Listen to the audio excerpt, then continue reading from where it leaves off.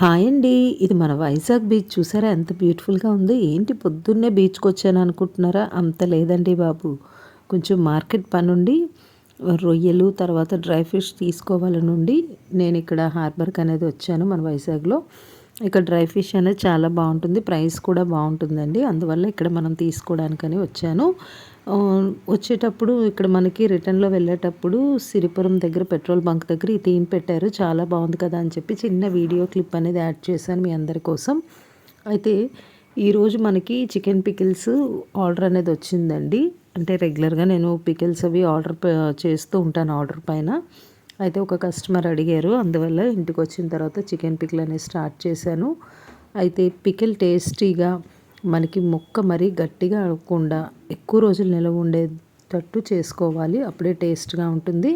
అయితే ఎలా చేయాలి అంటే అనేది నెక్స్ట్ వీడియోలో చూపిస్తాను మీ అందరి కోసం. చిన్న చిన్న టిప్స్ ఫాలో అయితే టేస్టీగా ఉంటుంది. Okay friends, thank you.